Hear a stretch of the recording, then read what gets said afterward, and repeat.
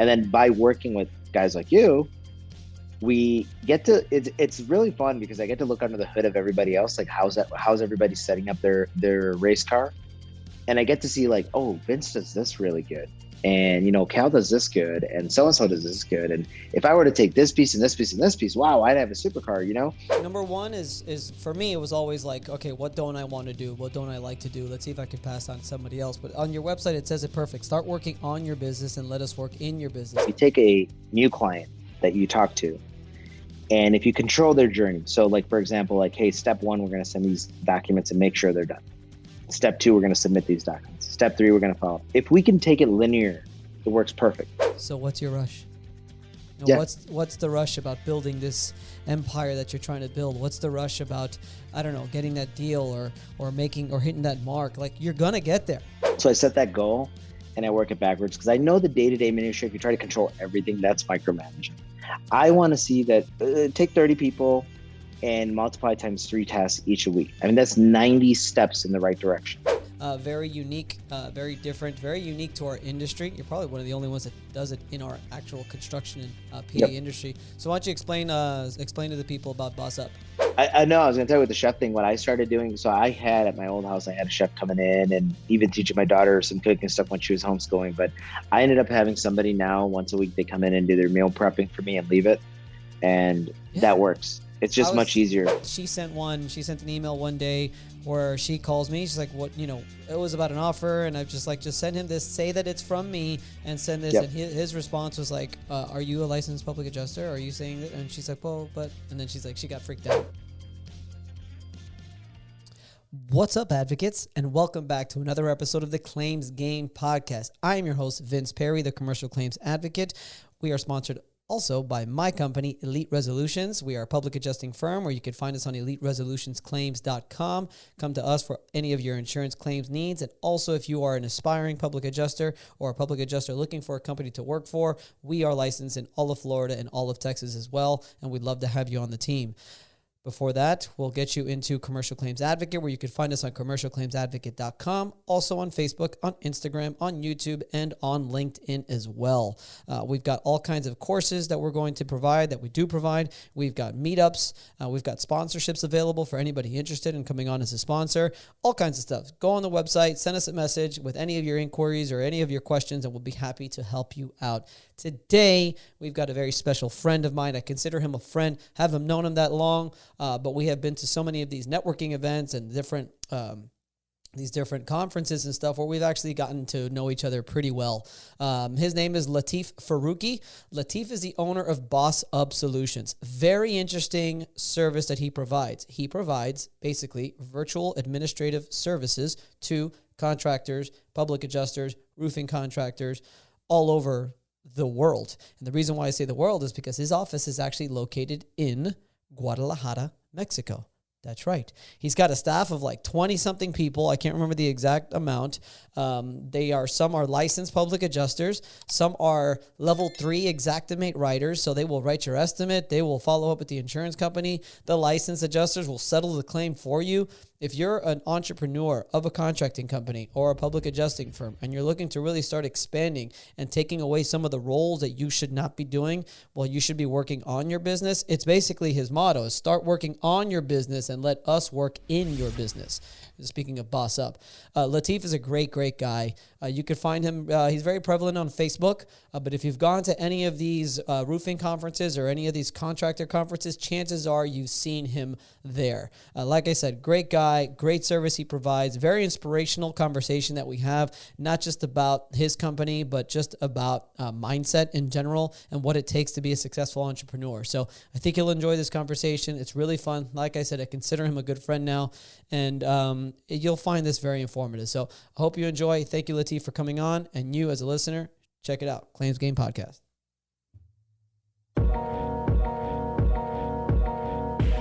Welcome to the Claims Game Podcast with Vince Perry. Get all the tips you need from insurance claim advocates and professionals and grow your public adjusting career to the next level. And now the commercial claims advocate, Vince Perry. All right. We are here with my what I would like to consider now good friend Lateef Farooqui. How you doing, Lateef? I'm good, man. How about yourself? I'm good. I feel like at RoofCon, we had good conversation. We had a good talk. We talked about life. We talked about business. We talked about all kinds of stuff. It's nice to be able to relate, not just on a business level, but other parts too. It's always fun. I agree. I find people very interesting. I like to ask. I mean, I don't like to intrude. I don't want to be that person who asks, but I find people very interesting, and especially people who come from different backgrounds, and everybody's got a really interesting story. Most people have very interesting stories. Yeah, no, we've ran into each other several times, talked in the past, and this is like the first time we're doing the podcast, which is great. Happy to see you doing well and growing and doing, making strides in the industry, which is awesome. Trying to bring the industry together, whatever I can do on my end to bring the industry together. I think it's been too long where, at least on the public adjusting front, public adjusters are like at each other's throat. They're just like, that's my competition and I need every claim and I don't want to share with you any of my secrets. And I'm just like, first of all, there's no secrets. Let's face it. The process is pretty much the same with the insurance claim business. Maybe some people have some different unique things, but it's better, in my opinion, to share those unique things with other public adjusters because it only makes the industry stronger. Yeah, it does. I mean, I think like with what we do too, because we do like, we'll get into that, but we do like reverse office, like back office work for companies. And everyone's always like, well, do you share the way I do this? And it's like, no, we're not going to share like your private address, but there's like industry practices, like best practices, right? Once you learn them, why would you not share them? So if every PA, if every contractor was submitting everything the same way, like if we always ask, that OMP thing, if everyone made that a standard, if that's just what it is, there's more leverage there. But it's like, oh, well, I do it this way and I do it that way. Don't tell anyone because I got it to work. It's like, there's no secret. I tell people with grandma's a baking recipe. I mean, grandma's cookies, I can give you the recipe. Doesn't mean you can make the cookies the same way I can. That's add value in your skills, Very, very, very true. So to give people a little understanding of who exactly we're talking to, Lateef is the owner of Boss Up Solutions. And the reason why, Lateef, I wanted to have you on, I do find your service very unique, very different, very unique to our industry. You're probably one of the only ones that does it in our actual construction and PA industry. So why don't you explain to the people about Boss Up? Yeah, so Boss Up, basically, I mean, what it is today is customers who are not able to scale behind their workload, or they don't have enough time in the day. Our job is to help build behind them, become that foundation that could be their team behind them to accomplish all those daily tasks. As you know, you get somebody who you can hire somebody anytime, and they might be very good, very social, and be great at certain things, and they might be very bad at, like, for example, me, I'm horrible at bookkeeping. I need someone to do that for me. The advantage of hiring us is you get a team working for you. They're managed, they're consistently trained. They come to the likes of you. They see like trainings from you. They see trainings from Steve Harmon. They see trainings from different people. So we start learning, and we're consistently learning our role within the cycle of the job. So the parts that we can help. So basically, Boss Up, what it does is plugs in behind a young, ambitious entrepreneur or old, ambitious entrepreneur, and actually helps leverage that team. So you push to your strengths and you utilize us to do the other parts. And we fill in those gaps, everything from answering phones, marketing, writing estimates to closing out, et cetera, I would think that the majority of your clientele would be younger, ambitious entrepreneurs, only because I feel like the older generation might have a little bit of trouble understanding. Wait a minute, because you guys are in Guadalajara, Mexico. Yeah. You're like, wait a minute, you could help run my business from another country? That doesn't make sense. Yeah, I think COVID did a number on that, because COVID gave everybody the ability where everyone realized remote is possible. Now, what it also did, which is good for me, bad for the industry as far as like in general, bad for society, I guess, but was good for me was a lot of people went home, and then you realize like, okay, either A, they weren't working as hard as they should, because now you're actually looking at reports instead of just like, hey, how's your baby? How's your school? Two, you start realizing people that didn't leverage technology. So that was a good point where people started reaching out to us and saying, hey, you guys do this. How do you do it? How do you maintain a system? Because we've been remote for years. COVID was not our first calling to remote. That's new for a lot of people, but it's not new at all for us. It was like, hey, this is what we do. Like, we know how to do it. So we're able to plug in either to help train people's office or to help assist or take over the office part for a lot of people. I've been working with VAs from like the Philippines and India and all over the country for a long time now. And there was a little bit of me that when COVID hit and everybody started to do the same thing, I was like, damn, they're all catching up now. Everybody's like, all of a sudden, wait, I can do this. It's like, this has been around for a long time, actually. Yeah. But then COVID hit, it's just like, oh, wait, this actually does exist and it actually works. Yeah. I mean, the 4-hour work week, that brought it to light way back when. That's what did it for me. Now, the problem is I think that created more problems than good, in my opinion. And that's probably an unpopular opinion. But the truth is, a lot of people said, oh, so I just hire someone, I hand it up. Well, it's not that simple. And that's where Boss Up, like our niche came into, like, instead of doing, like, I could service a dentist, I could service a attorney in an auto body shop. Our idea was like focus on a niche, become experts at that niche. So understand policy, understand terminology, understand the process. And then by working with guys like you, we get to, it's really fun because I get to look under the hood of everybody else. Like how's everybody setting up their race car? And I get to see like, oh, Vince does this really good. And, Cal does this good. And so-and-so does this good. And if I were to take this piece and this piece and this piece, wow, I'd have a supercar, So I'm starting to look under the hood, but then not just take that. And like, some people are like, this is why people don't want to share their secrets. Well, my secret, like I'm the reason you succeeded. I love the people like that, but it's like, no, I can take that secret now and share back with Vince to be like, Vince, you're doing step A and B great, but C and D, these are some practices that I see working very well. And if we implement those, man, you're going to be in a supercar. But I'm also going back to that other guy and saying, you're doing C and D great, but I learned A and B from somebody else, and I'm going to tell you how to do that. So you're helping people. Actually, it's a consultative assistant, not just somebody waiting for what to do. Do you use, are you able to use whatever CRM, let's say that I'm using, or whatever CRM, let's say Cal is using, and like just sort of implement your people into that CRM or whatever it is that they're using? Yeah. So whatever people use, we get into there in the first month or two. The idea is like, because you have a new service, we don't want to like tell you like, oh, it's going to change your CRM. We're going to change this. We're going to change that. I feel like we should come in and learn the way you do it, because there's a reason you do it. There's something that you liked about it. There's something that worked. There's some reason. So why add another variable? Once we get on one page and identify the bottlenecks, a lot of times there comes a point where it's like, all right, Vince, I think it's time to move to a different CRM. And here's why. But now I can be knowledgeable about it, not just try to sell you because I just tell you that mine's better than yours. I can literally tell you like, every time how we get stuck on these files and they never go out on this day, here's how we could solve it. Much different approach. So I do want to get people into like our format. But again, we learn from you. I mean, me just telling you to move, I'll never learn what you're doing. Well, one thing I admire about you is that you actually have like taken Cal Spoon's course. Like you go to all these conferences, you meet with all these different public adjusters, with all these different contractors, and you're trying to learn. The more that you learn about the industry, even though technically you do something completely different, you're not in construction, you're not an insurance adjuster or anything like that. Although I know a lot of the girls that work with you, a lot of your employees are actually licensed adjusters, but I really appreciate the fact that you're really trying to engage and learn about the industry just to make your processes and your service better. Yeah. I mean, the reason we mentioned Cal, the reason I went with him, and, I've known him for a while, good friend, him and Melanie, and they're both different parts of the equation. The one's very strong and organized. One's very like knowledgeable and, hard-headed sometimes with my buddy Cal. He'll love me for that. But the truth is like, they're very good and they know what they do. They know, they might not be perfect for everybody. They know what they do. But if I could learn it their way, learn from somebody who's doing it right, and then take that and start helping contract other PAs, other people out there with that knowledge, it becomes good. So they have areas they excel at, and they have areas that, just like that ABCD situation that I was telling you, there's places that we can probably tell them that they could have, and there's places that we're learning from them. But the idea is invest into your market. A lot of VAs out there, what they do is like, you pay them whatever they pay.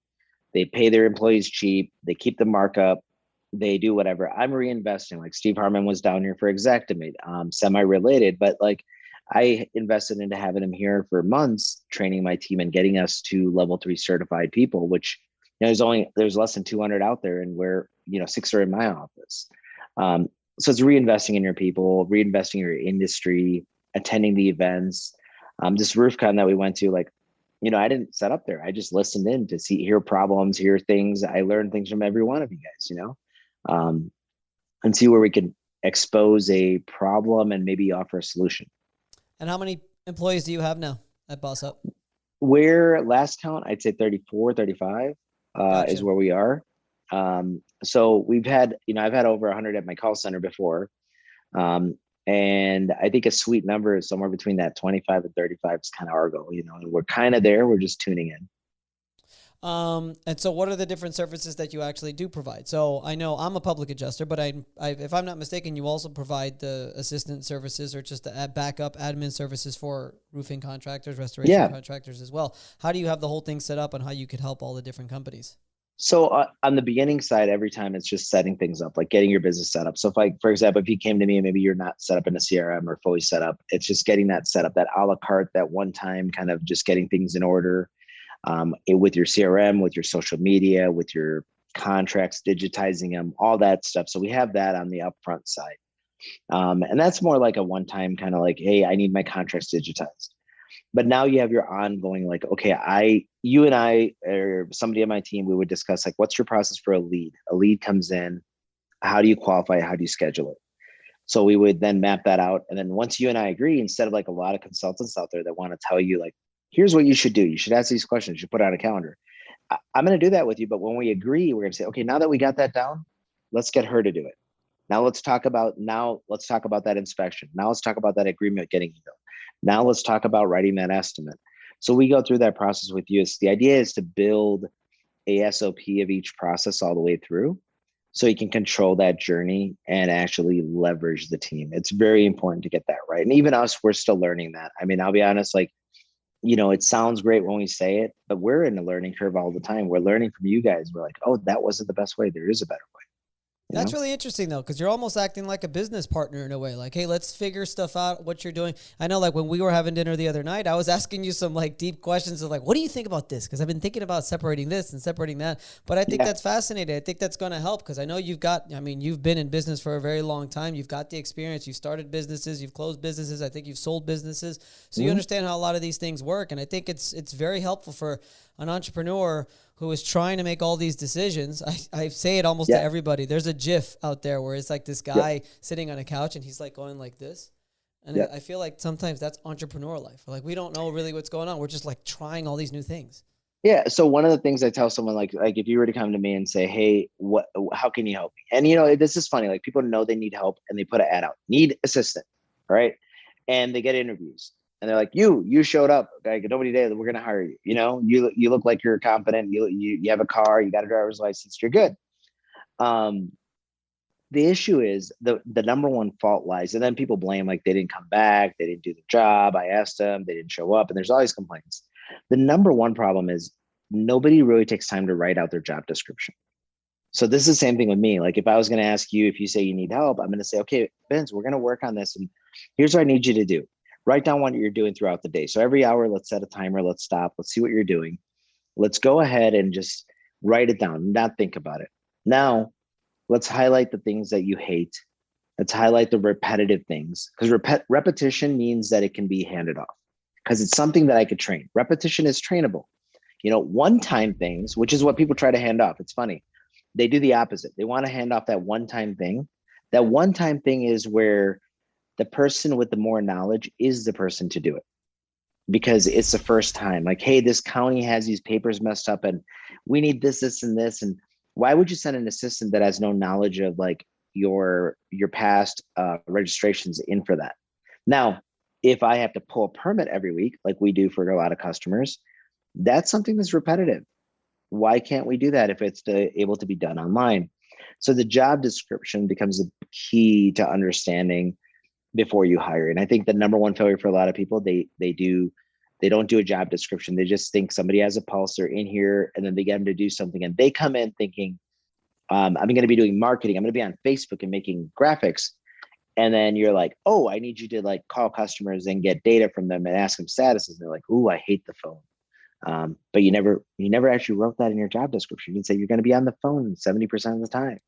Well, I mean, I think also, I mean, number one is for me, it was always like, okay, what don't I want to do? What don't I like to do? Let's see if I could pass on to somebody else. But on your website, it says it perfect. Start working on your business and let us work in your business. As the entrepreneur, as the business owner, you should not be doing a lot of the minutia that goes into scheduling, that goes into just all kinds of stuff. I mean, we could probably name a million things.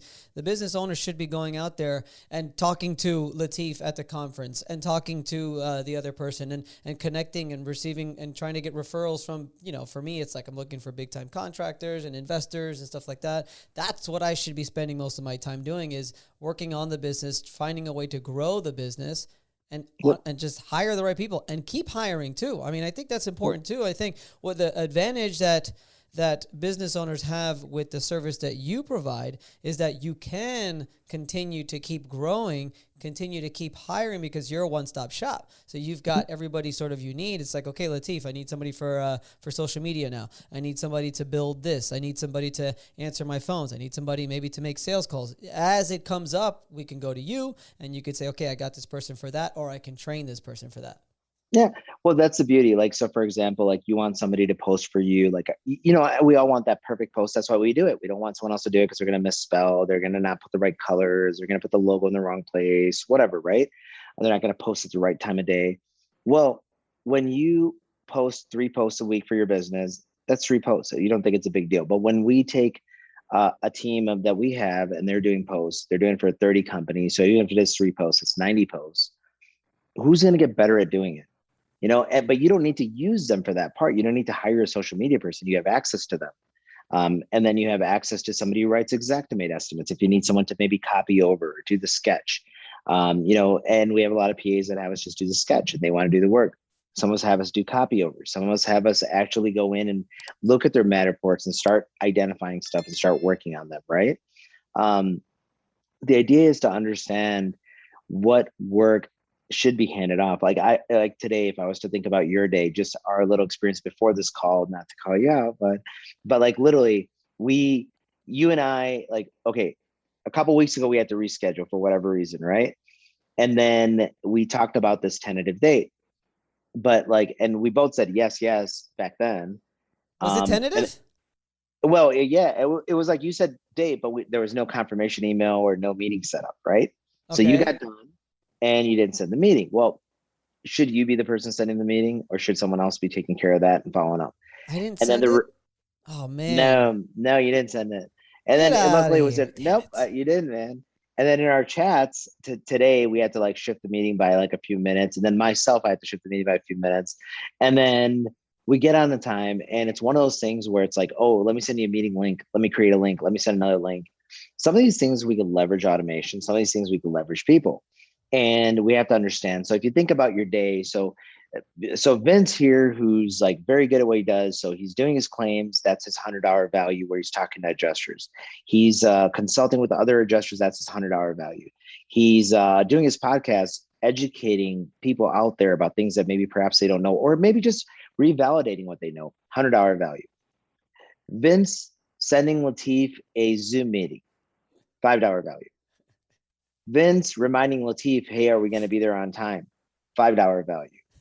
Vince probably going and grabbing his coffee, $5 value. Now, some of those things, there's another factor in there that a lot of people don't really factor in. Sometimes I love to walk down to the local cafe to get my coffee.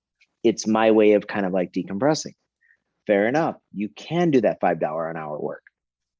Totally fine. But what you have to do is start identifying that stuff that's below your pay grade. And it's not trying to act like special. For a kid out of high school, going and getting your coffee is his $100 an hour work. It's not about you saying I'm better than you. It's just understanding where your values lie. So for in our office, we have people that do claims. We have people that answer phones. The person who answers phone, her $100 value is answering the phone and qualifying a lead and scheduling. For my girl who sets up people's CRMs, her doing that is her doing $5 an hour work. I had yesterday, one of my leads was pulling a permit for somebody in Colorado. And I'm like, why are you pulling permits? If I see you pulling a single permit again, we're going to have a problem. I'm like, you're doing work that they can do. Because again, it's different values. And again, they're both valuable. I need my coffee. I need my permit. I need somebody who's got $100 value and could be my personal chef. Do you have one of those? Mhm. I do. Can you send me a personal chef? I don't know if they got papers, but I can get them here in Mexico. That's for sure. I want a chef. I want a chef. There's a guy You that know, was on. Go ahead. I know I was going to tell you with the chef thing. What I started doing, so I had at my old house, I had a chef coming in and even teaching my daughter some cooking stuff when she was homeschooling. But I ended up having somebody now once a week. They come in and do their meal prepping for me and leave it, and that works. It's just much easier. I've been thinking about that. There was this guy, and if we start going again, I'll see if I could find his name. Who was on the speaking of Tim Ferriss on his podcast, and he was talking about living your rich life, and he talked about little things that people, when you have enough money and not necessarily rich, there's like little things that people want. Like, what is it that you want that if you get to a certain dollar amount, that you're a certain income that you're making, that you could actually afford? Like, there's a lot of people that don't like to pack their suitcase.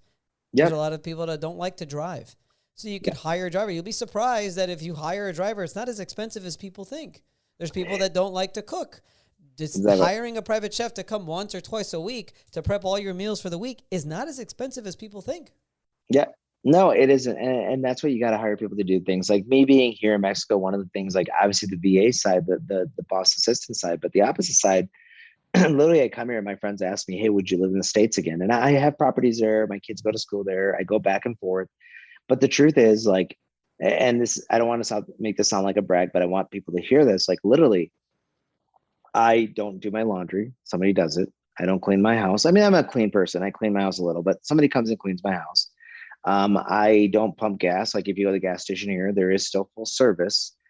Yesterday, I had a guest from Colorado, Demiana, who was working with me, and she ended up just surprised that somebody outside of Walmart was taking the cart and taking it to the car. And then loading our car for us.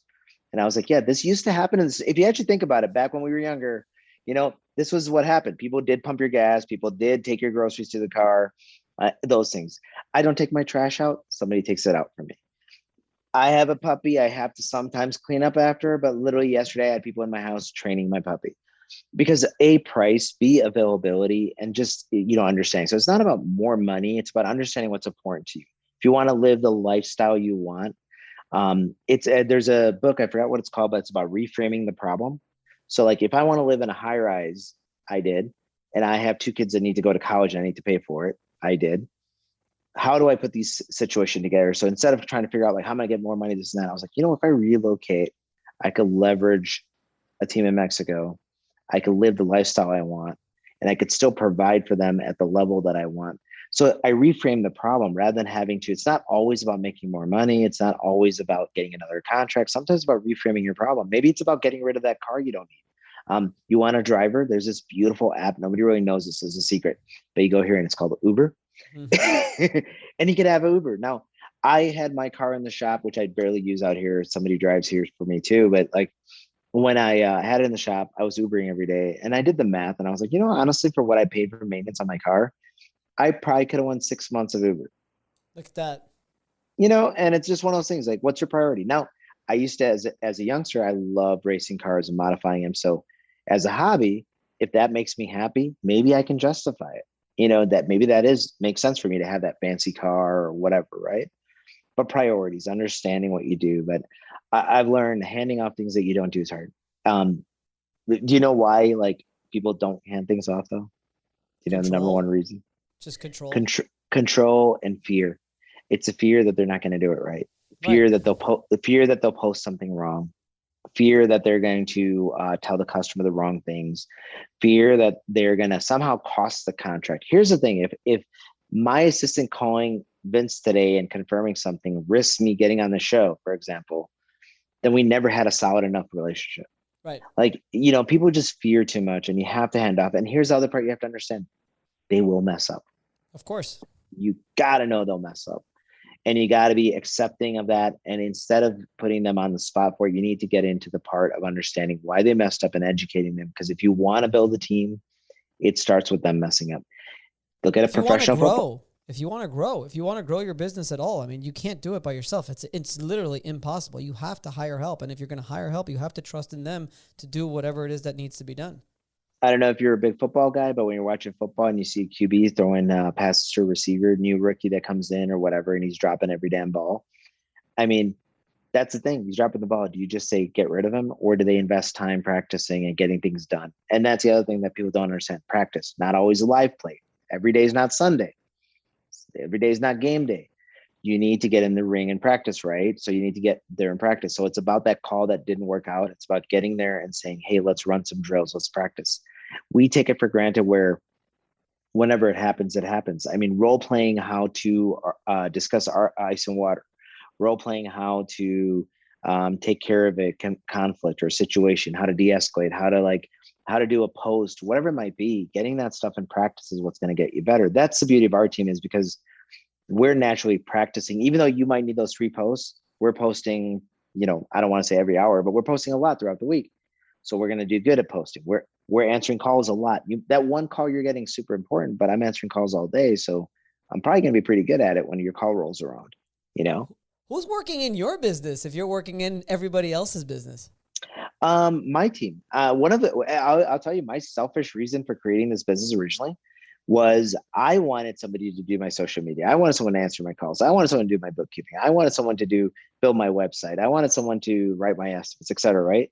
So they do the work. And it's great. I leverage them all the time. Sometimes I have to, my team too, helping them understand priority. Sometimes the boss calls, I call and I say, hey, I need this file.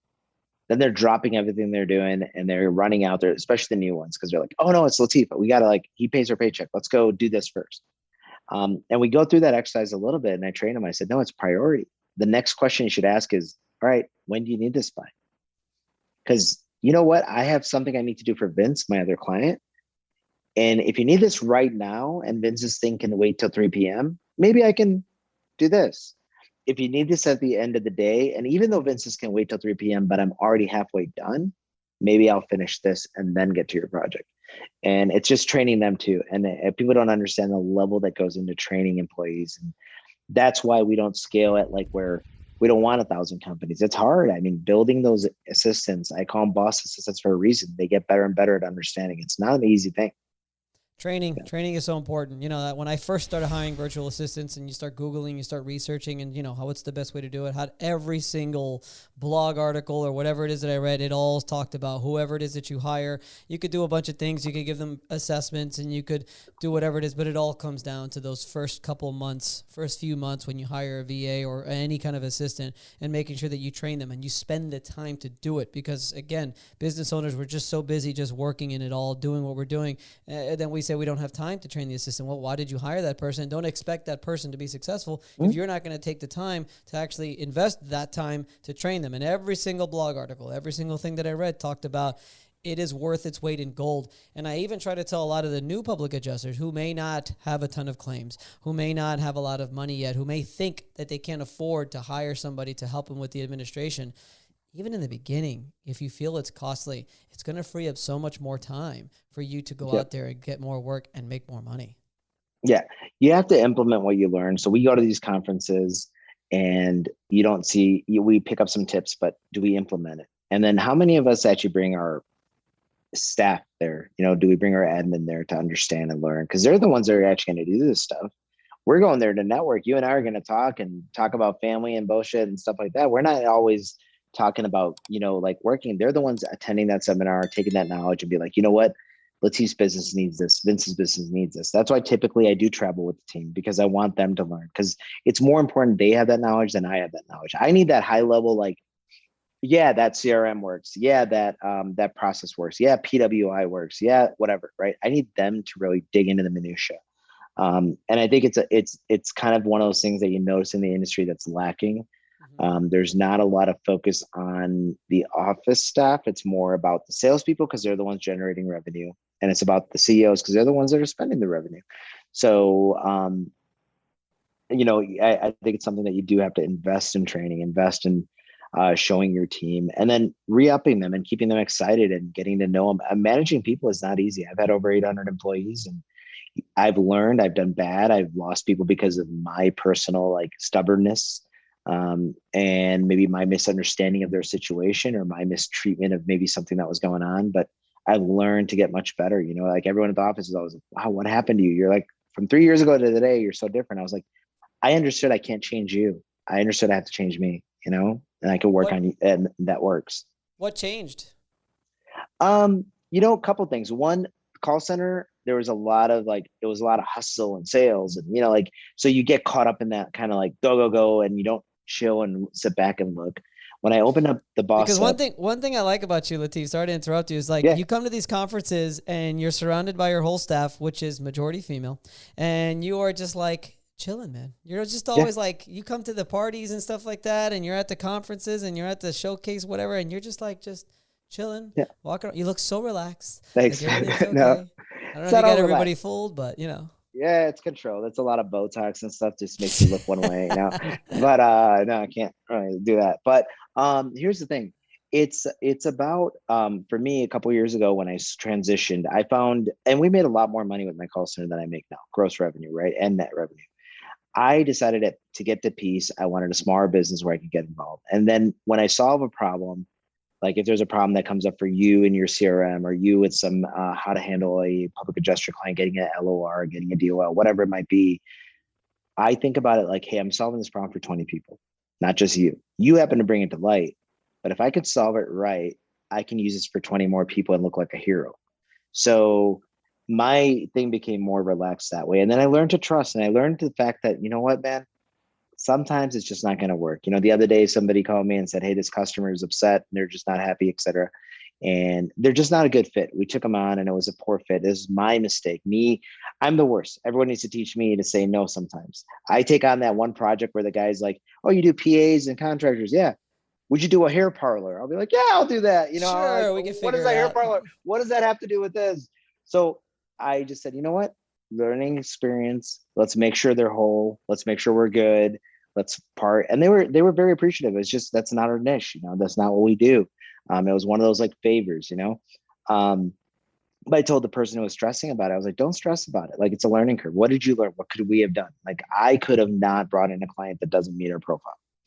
Learning to say no is probably a skill that a lot of us salespeople and business owners do not have, and we need to work on. So I learned to say no. You know. Okay, so I was actually going to get to see if I can break that Yeah. answer down a little bit more. So Yeah, go for it. the business, you made it a little bit smaller. Was it something in your mindset at all, or was it just here's what I want to do? I don't know. Was it something in the mindset, or was it just learning how to say no and understanding that it's not all about your revenue? Sometimes going to a smaller company, a little bit less revenue is actually a lot less stress too. Yeah. So one was, I think you start with the end in mind, right? So for example, if you're planning a trip to my office here, and let's say you're driving, you're going to put it in Uber in Google Maps, and you're going to maybe you put it in Uber. That's a long drive, but you put it in Google Maps, and you're going to get directions, right? So you're going to know where your end point is. That's where you start. So I had to start with, where's my end? Where do I want to be? And work backwards to annually, to quarterly, to whatever. So if you follow the EOS system or anything like that, the idea is very simple. Set your quarterly rocks, right? Set your goals and then break it down. But the reason I'm saying that, not to talk about EOS or traction, I don't care if you follow it or don't, it's just whatever. But what I see of it is, as the owner, as the entrepreneur, as the business person, and not just that, even salespeople, everyone needs to put their head above the ground, look above what's going on and see where they're headed. We're too entrenched in today. So, okay, I lost a customer today. Think about that situation. I lost a customer today. I should be like, what? Why did we lose him? I'm so upset.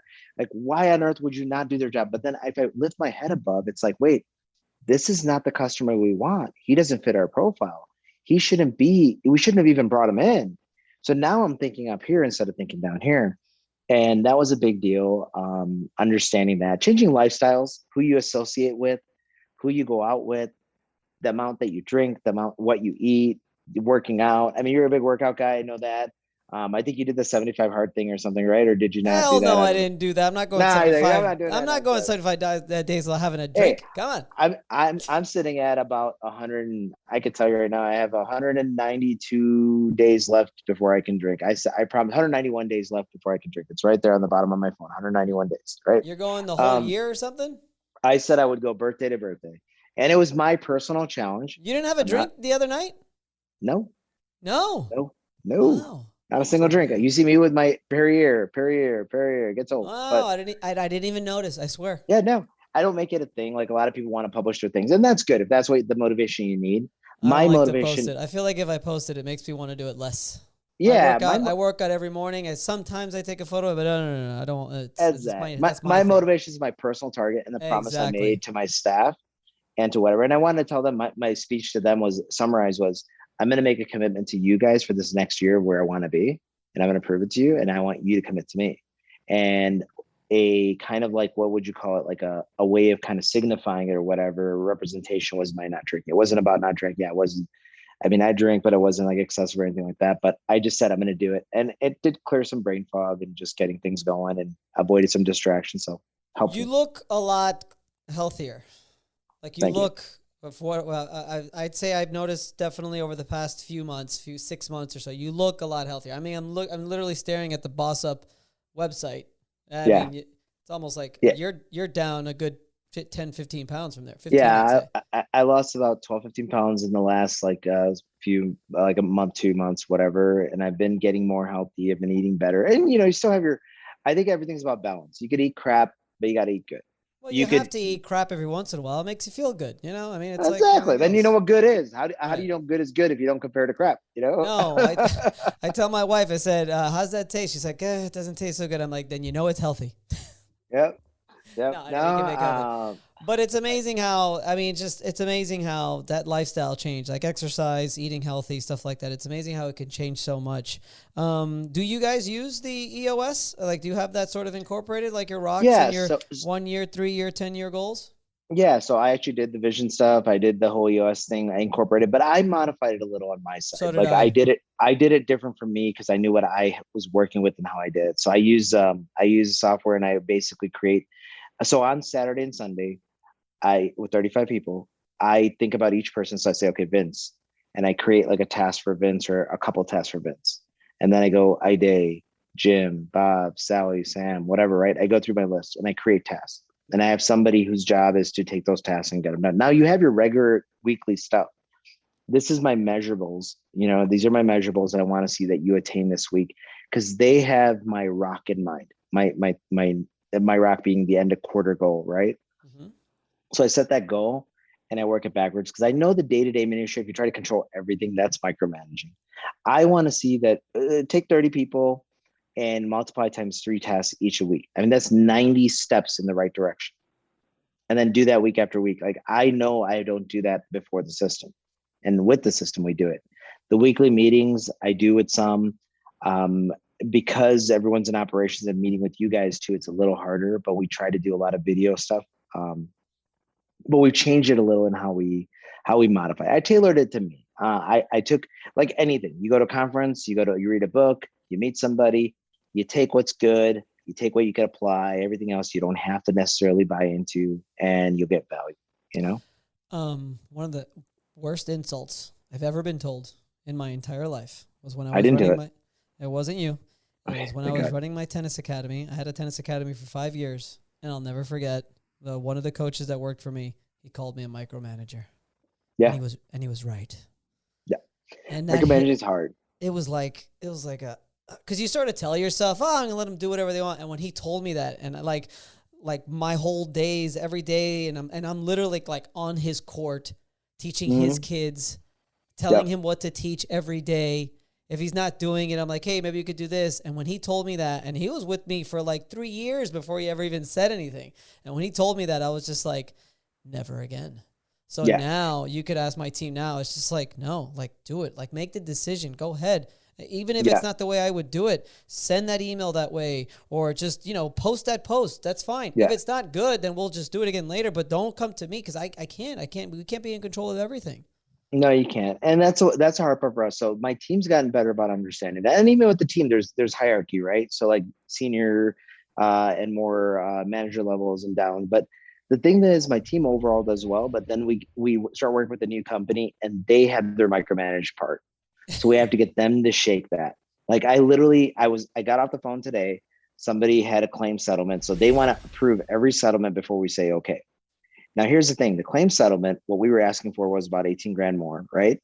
And the approval, now I want you to think about this. The approval was 19 grand, not 18. But I still have been waiting 3 weeks to get someone to look at a paper and say, go ahead. And I called them up and I said, wait, you are telling me that I got $1,000 more than what the amount was. for whatever reason. I mean, why is this like, let this person enable this person to do what you want. Don't hire someone only to handicap them. Hire them to enable them to go make those decisions.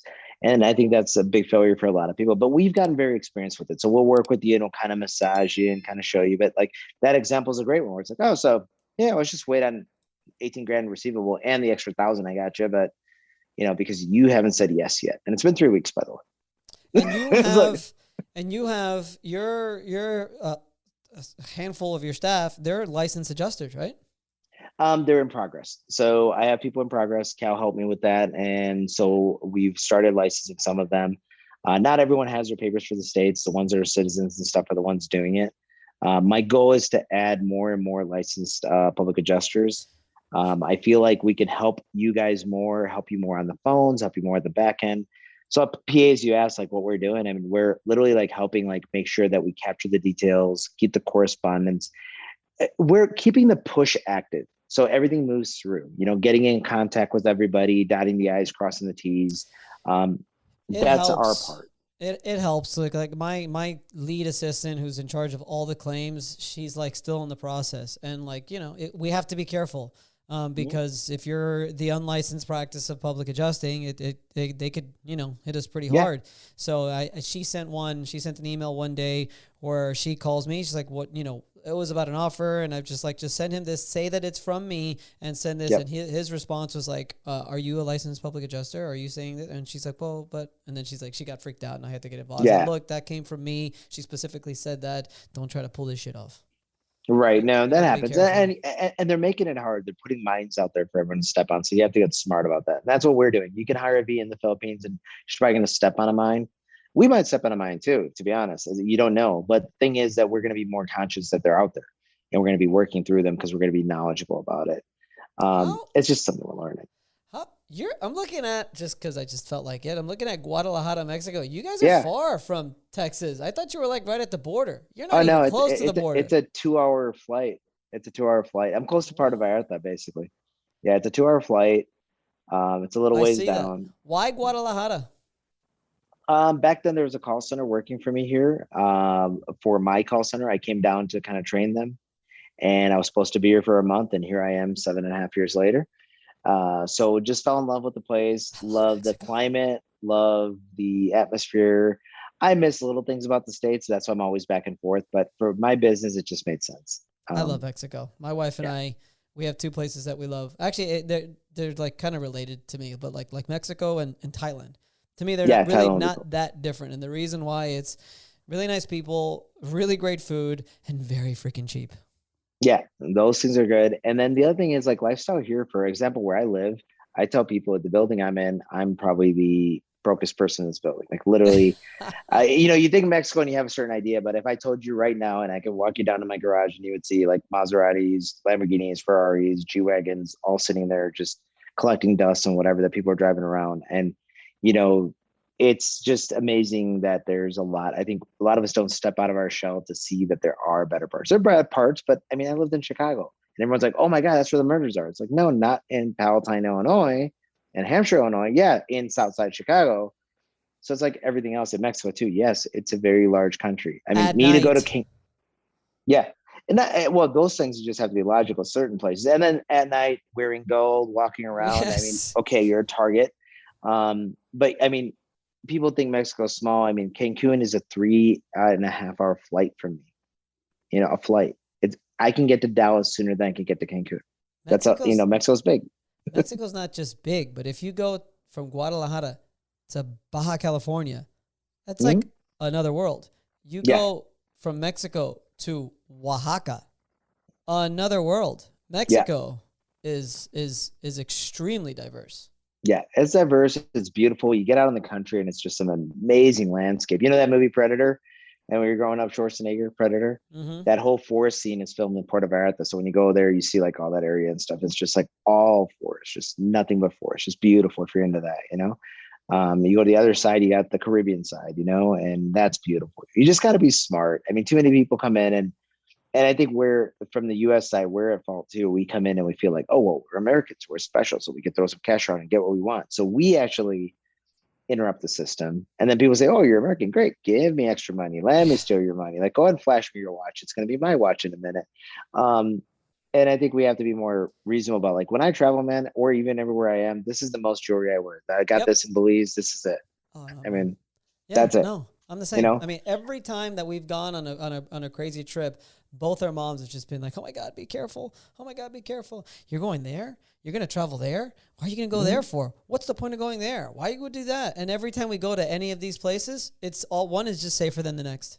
Yeah, you got to be smart and just do your things. And you always have to be conscious. I mean, you have the jewelry out, you have your kids late at night. I mean, you don't go walking down an alley you don't know at night in the States. Why would you do it in another country?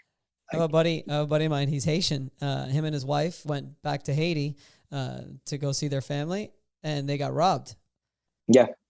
Because they had their Louis Vuitton bags, his fat watch, his cell phone out, all this Gucci glasses, and all these things. I'm like, bro, why do you think you got robbed, man? Yeah. I mean, if you want a boss up shirt, I'll give it to you. Like, I don't want. That's you know how many times I've been robbed around the country? Not a single once. You know why? Because I'm usually dressed like just like a bum anyway. I think it's better that way. Yeah, me too. You got to enjoy it. I wanted to bring something up. Do you know Dan Sullivan? Dan Sullivan. That sounds very familiar. Who is that? Dan Sullivan. Dan Sullivan is a creator of Strategic Coach. Okay. I just joined their coaching program, and it's pretty cool. When you sign up for the coaching program, check it out. I'm going to show you right now. I'll have to check it out. They send you a whole like a whole box of all these books that Dan Sullivan has written, and they're like little books like this, like just little ones. Okay. But one thing that really struck me pretty hard was I just finished this one. It's called the 25-year framework. Yeah. And what he does is he just has his goal is 25 years away. His goals. Yeah. 25-year goals. And what does that do? It relieves pressure. Yeah. Of you having to do everything now. And I read this thing and I'm just like, it's true. So he tells you what he starts with I guess I'm reading all these books so that when I go there for the first thing, like you'll already sort of understand the whole system. And he basically tells you, what are some of the 10 biggest accomplishments you've had over the last 10 years? You start to think about some of those accomplishments. And then he asks you, well, how long did those take you to accomplish? A couple months, a couple years or whatever. So what's your rush? What's the rush about building this empire that you're trying to build? What's the rush about, I don't know, getting that deal or making or hitting that mark? Like you're going to get there. You're going to get there as long as you're moving forward. For most people, the rush is that they, so it's like, I've seen this in my own office having employees. You give somebody a raise. I have people in my office that from the day they started to today are making 3 times what they made, but sometimes they'll still struggle for money. And I'll be like, you've also increased your expenses by 3 times. Mm-hmm. And now your rushes are bigger because the smaller places more understanding. Your more expensive places like, hey, we'll kick you out tomorrow, right? You got to pay your mortgage. You got to pay your rent. I think I think The Richest Man in Babylon, that book to read is very important for people to understand how much they should save. I mean, it's a very simple old book, right? But we started a book club in our office a couple months back, actually. It took me a while to do it, but literally, and I tell them, go to YouTube, do summaries, but now they've been understanding and kind of learning, but I think it's teaching them stuff. You should check out this guy too, Donald Miller. Okay. I think you bought a story brand book, but this is Business Made Simple. Amazing. Like, I just love his work. I don't know why, he just resonates with me. I like it. Business wise, marketing wise, very cool. I have another book that I would highly suggest. You have, the baby and what have you. I'm going to tell you, this is a book that is not a book. There's a workbook, if you would. It's, I'll send you the link, but it's called For You on Amazon. You can get it. It's basically like a diary, and it's literally like, okay, so tell us about like where you're born, et cetera. Now tell me about your school years and ask you a bunch of questions. Who's your best friend? Who was your first kiss? What was the one thing you got away with that you regretted that you should have apologized for? Whatever. You go through stuff. And then it goes up to teenage years. Then you're driving, like how that went, your college years or high school years. Like it goes through this whole thing. It's like a book that you leave behind for people to know dad, to know mom, to know grandpa, whatever.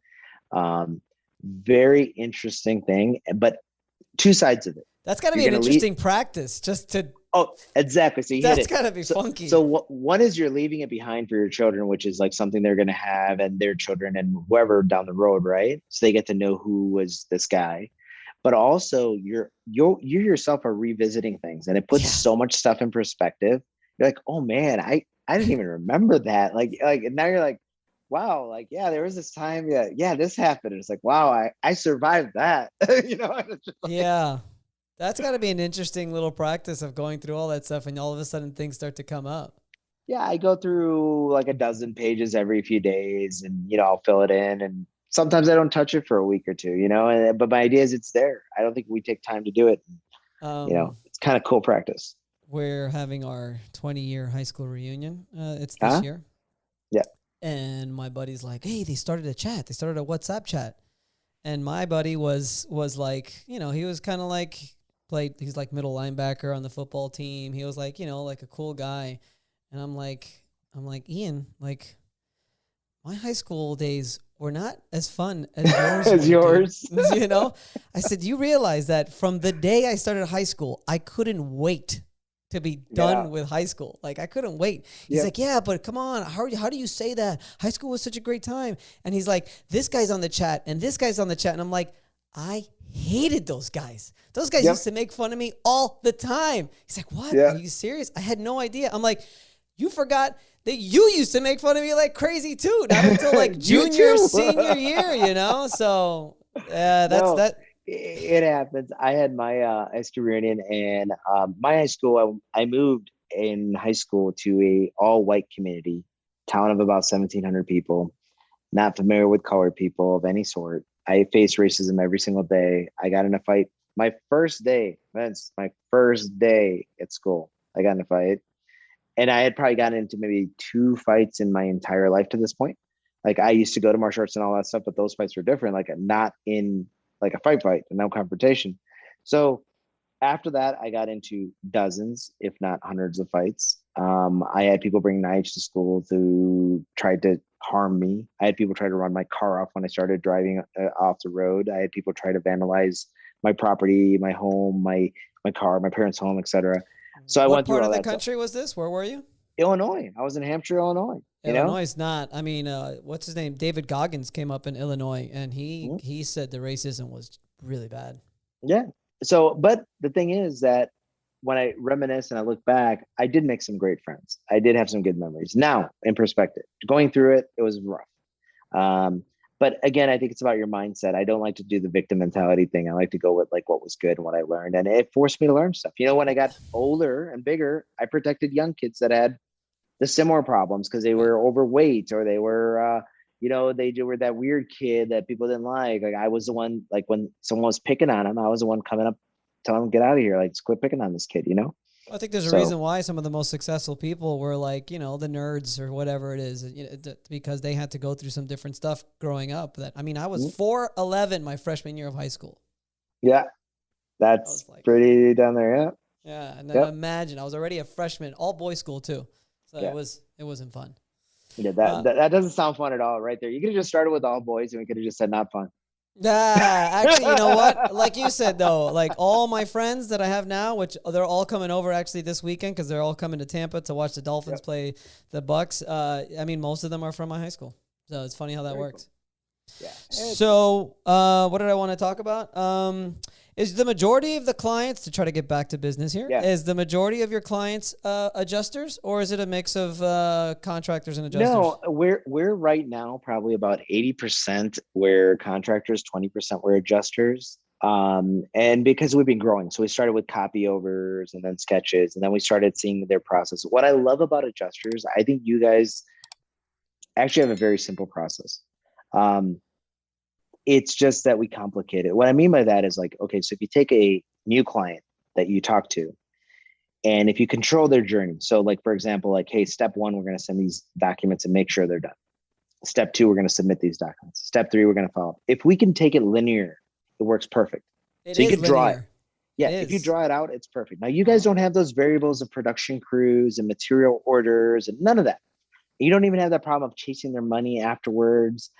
And you don't have the salespeople to deal with that are they're getting you money, but they're the ones that promise things like, oh yeah, and I'll wash your car for you, and blah blah blah. And you're like, wait, what did my salesman say? You don't have that problem. So honestly, I think it's very simple. The problem is, and why people think that no one can do it, is because when things get out of control, that's where you have to step in to get them in control, right? And people let those things get out of control. But if you actually were to do what you're supposed to upfront and do everything you're supposed to, I always use the Uber model. I order an Uber. Hey, Lateef's got a 5-star rating. The driver's got a 4.8. Hey, he's on the way. He's in this car. He's gonna arrive. Even things like I might not like for example, you need to wear your mask. Do you agree? You know, and then he's here now. Get downstairs. He'll wait 2 minutes for you. Otherwise, he's leaving, and you're gonna get charged. You know, they control that experience, and we just accept it because it's the way it is. And people are like, well, yeah, but my business is different. It's like, no, it's not. You just never organized it to actually do the same thing. Hey guys, if you don't enter at this point, just so you know, you're still going to get charged. Hey guys, here's what I need from you here. Hey, this is what's happening. You might not like it, but this is what has to happen. We don't do that same thing, and you can actually control that journey, you know, and after it's over, what do we do? What does Uber do? Like, how was your trip? Would you refer a friend? Here's a break. I mean, same thing that we can do. We just never model it. Instead, we're hopping around. And that's why we're going to be the taxi service when somebody figures out the Uber, and you're going to be gone. There's no yellow cabs, you know, I mean, they're not there. I'm trying to extend that process now to any of the new guys or new girls that I hire. Our process behind the scenes, as far as the follow-up process, is pretty much the same. I know you probably know the process very well. It's really not that much different than what Cal does. Cal's a little bit more aggressive with his stuff. I try to give the insurance company a little bit of a chance, but it's the same concept where you just go and you get all the deadlines and everything. But I'm trying to take that a step further and see if I can try to put together a process for like inspecting damage. Like you walk into the house, a customer calls you for a leak underneath the sink. You're inspecting, you're checking to see if the floor is, attached to the cabinet. Does that floor go throughout the entire house? You're looking at the ceiling for any other damage. You're looking here, you're looking there. And I would like to try to make like a video of just like a process of what you do for all the new people that come in, so they have an understanding of what to look for. But you talk about that, A, B, C, D, E, F type of process. Everything does have a process. You just got to like actually break it down into its simplest form. So I'll share with you later, like a SOP on something that we do, but I started doing this, like, people talk SOPs or whatever, but literally I have a library of a few hundred at this point. And what I do is I create, so the beginning is, okay, what are we doing here? So for example, inspecting a minor leak. I don't have this one, but I'll just say like, okay, and it lists like, what's the goal? The goal is to properly inspect the leak and not have to go return. Okay. What do you need to have before? You need to have these tools or whatever, right? And then where would this be done? When would this be done? Approximate time it should take. And then it goes into the details. So you have your written version and you have your video version, and you keep it out there. And I found a great way of doing these and actually documenting it and having it available. And the other thing to understand, is people speak different languages, right? And I don't mean like Spanish, English, and whatever. I mean, we speak different even in the same language. I mean, anyone who's been in a relationship understands languages are different. The 5 Love Languages book, right? But for business, maybe you don't accept video. Maybe you thought video was it. I made this beautiful video, Lateef. You can follow it. I'm like, dude, I'm not watching your video. Checklist. Checklist. Okay, maybe I don't like checklists. I want more explanation. Video is good for me. Manual. Maybe I want manuals. So what you do is you kind of create it in different formats and you put it out there. And that's the thing. And okay, that's really hard to do, Lateef. I don't have time to do it. Okay, which one do you like doing? I like doing the video. Cool. You do the video and have her make a checklist off of it. Or you like doing checklists. Okay, you do the checklist. Let's hire someone to go out there and make a video. I mean, it's easy to do. It's when we go into the lane that we shouldn't, that it's hard. Like, oh, I got one guy who will refilm his video 73 times. And I'm like, dude, just, everything, right? And you like writing it down. Write it down and have someone else make the video. Be done with it. I have a secret. We have a free ebook that we give out. You know what the ebook is? It's just my first 5 YouTube videos. Awesome. And there's a saying that I will say that you should always share with everybody. And this is a saying that I think everyone listening, everybody everywhere should know, whether you use VAs, business, whatever. But this is a motto for me in life. Done is better than perfect when perfect isn't done. Right. And it's very important that sometimes your SOP, don't sit there and try to make it perfect. Your project, whatever you're doing, sometimes just get it done and perfection can come later. Perfection is going to stop you from completion. And perfection is another word for procrastination. You have to learn to get things done and then table them up to make them better as you go. You told me that. You told me that the other night.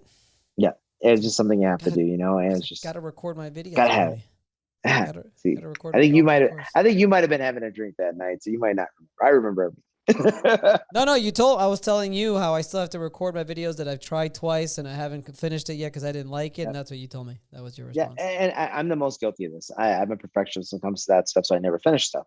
So I'm a procrastinator due to my perfectionism. Not a procrastinator due to my fear, but due to my perfectionism. So what do? Burn through it, get it done, and then go back and fix them up. It's not a big deal, but burn through it. Otherwise, you get stuck on that. Oh, I'm going to make, you know how many CRMs I get into and I get stuck with everybody just entering their lead. And we go through that process and then they stop because they give up and then they come back and we start the lead again. Then they stop and they come back and they start the lead again. I'm like, dude, we never even got to the inspection. We never got to the production. We never got to the claim. We never got to the closing, like filing your warranty. We haven't done that. You need to just burn through, come back, burn through again. It's like combing over, like you comb through once, you comb through again. You're going to get it better and better every time.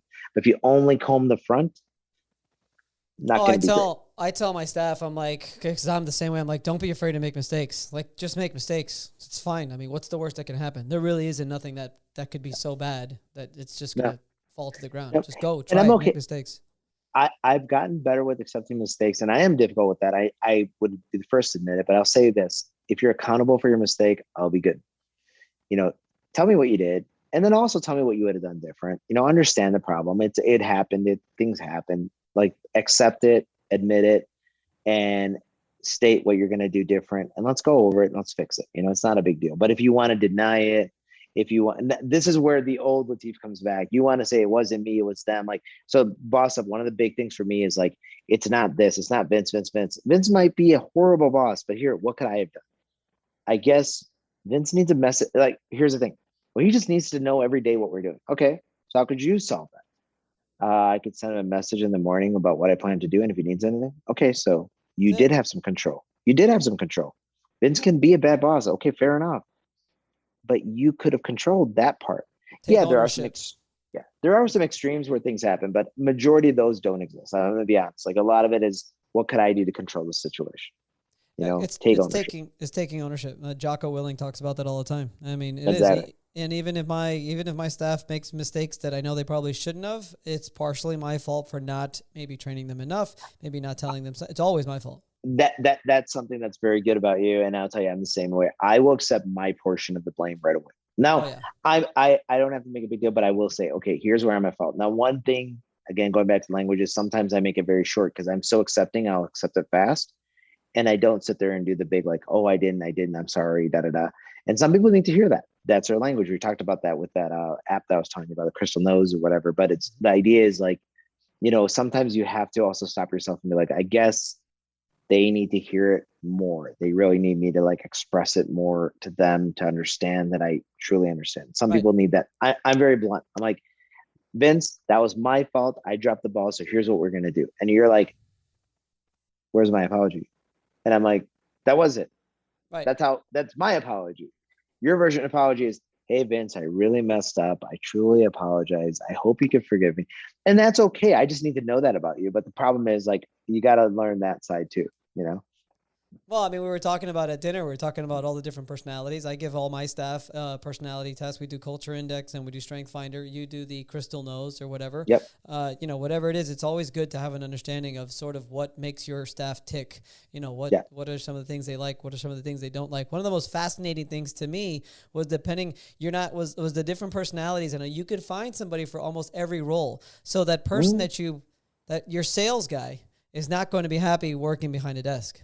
No. Your person in your warehouse who enjoys his time in his warehouse to himself, doing whatever he's doing, is not going to want to go out door to door making sales.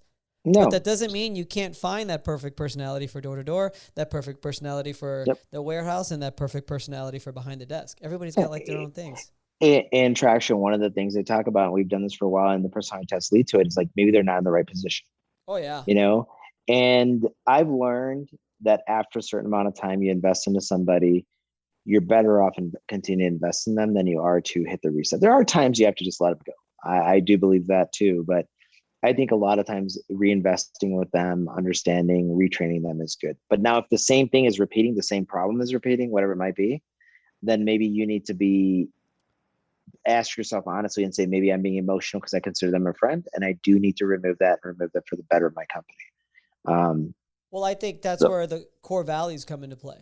So mhm. like if you've got somebody who still is representing the core values of your company, but they're just not being successful or they're upset for some reason, then probably it's not that that's not the right person. That's just not the right person for that position.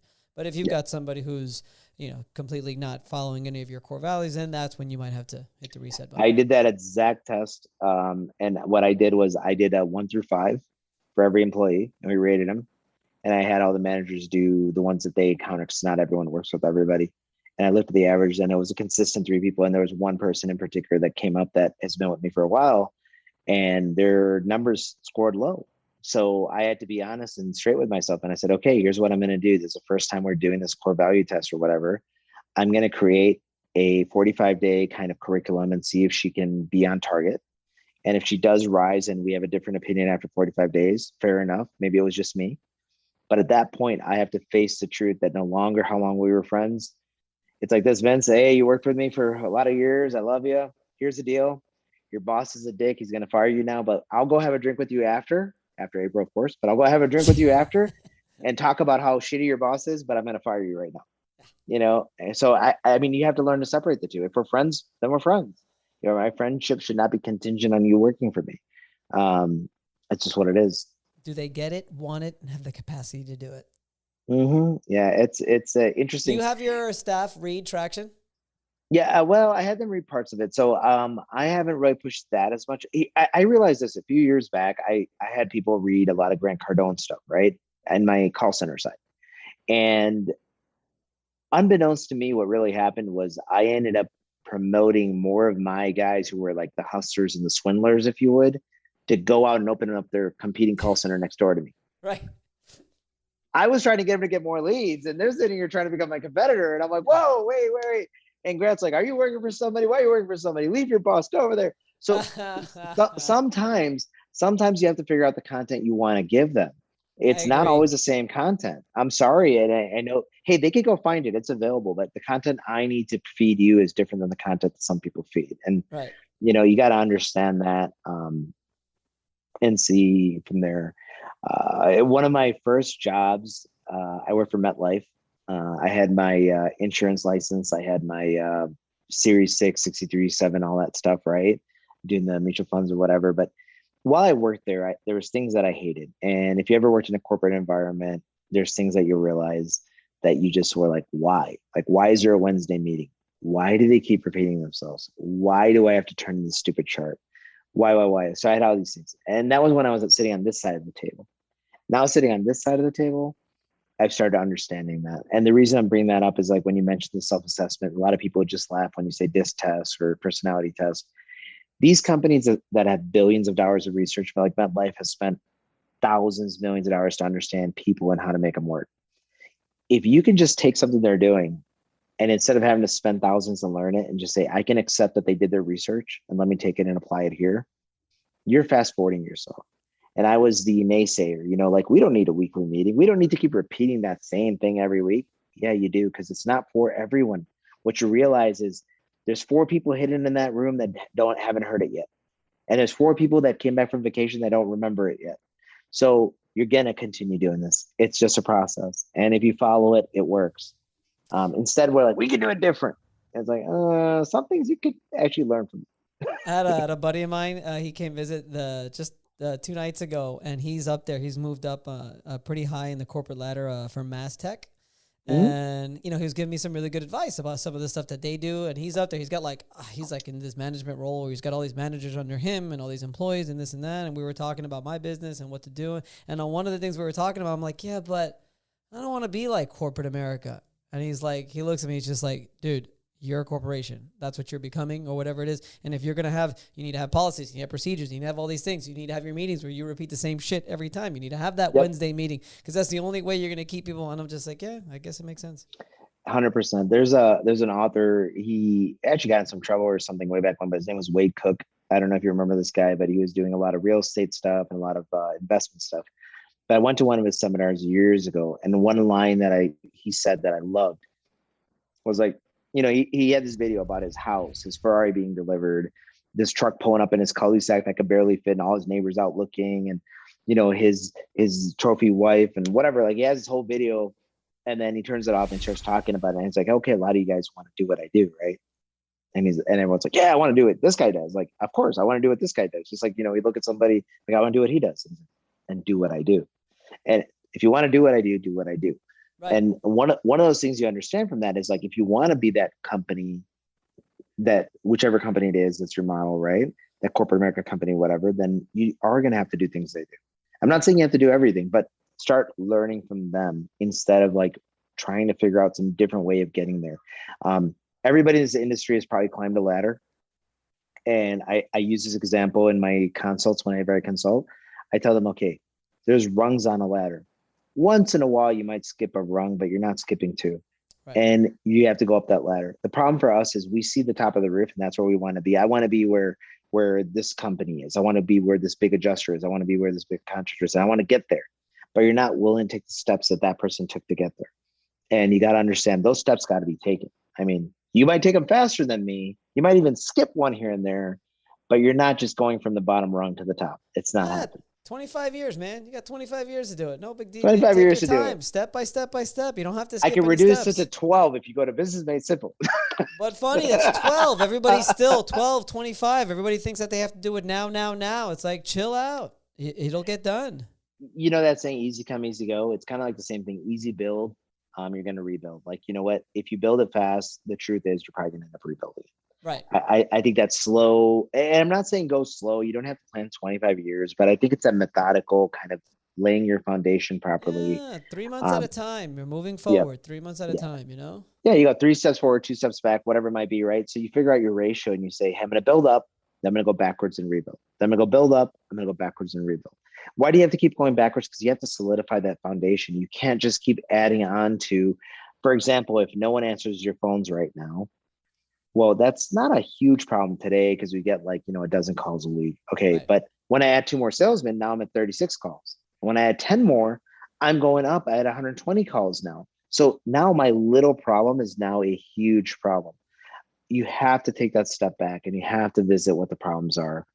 And even if you're not going to do anything with them right now, you got to throw them up on some sort of visible board or radar so you can start getting back to them later. So one thing I want to sort of finish with, entrepreneurs, we're very forward-thinking individuals. We're always sort of looking ahead. As much as we try to stay in the present, obviously you have to stay in the present, but we're always like, thinking ahead. So I'm going to ask you a question. And again, it comes from Dan Sullivan. As you can see, I've been reading a lot of his books here lately. I'm going to ask you a question. I want you to just answer it the best you can. It's a very interesting question. It's going to make you think. Yeah, love it. Lateef. Yes. We were having this discussion 3 years from today, and you were looking back over those 3 years. What has to have happened in your life, both personally and professionally, for you to feel happy about your progress? For me, I literally want to be able to, so professionally, starting with that, I want to be able to have my business running much more organized and much more efficient without my input. It's gotten great so far. My goal for 3 years, honestly, I could tell you is that I'll have 2 additional offices, and my job will be having a podcast like you and talking to people and being Vince and not working in my business. Right. And consulting and, you paying like you're paying Dan Sullivan, you paying to show up to me to learn, like that's where I want to be in 3 years. Now, maybe it's going to take me 25, but 3 years is my goal is to work myself out of the business where that day-to-day stuff goes away. Our processes are mapped. Something I've seen happen over the last 3 years live, because I've had people working for me for 7 years that are in my business today. I've seen people grow up from the girl that couldn't answer a phone to the girl that'll literally be like, Vince, be quiet. Let me tell you what you need to do. That's awesome. And I want to see more of those proteges build and them build bigger behind me. Like it's really important to me to see that team grow. So professionally. Personally, part of that is related because these people have become family to me. I want to see these young ladies and young guys, we have some, like develop into successful career or like they don't have to, they can own their own career. They can move on. And I would love for them to build within us. We're giving them opportunities to build with us. Family, I want to see my kids graduating well. I don't want to be a grandpa for a while. Although I'm, 22 and 20. So yeah, I don't know. Other than that, man, healthy, doing well, not stressed. That's important. Everything else is extra. Cool, man. Yeah. You and I are kind of alike with all that stuff. Your 3 year professional goals are not that much different than mine. So yeah. Yeah, we got to shoot for it. You shoot for the stars, you hit the moon type of thing, like whatever it might be. But you got to look at those things and see from there. It's just, and partnering up with the right people. I learned with my call center, I had thousands of customers. And the truth is, I probably knew a few dozen of them and I could relate with them.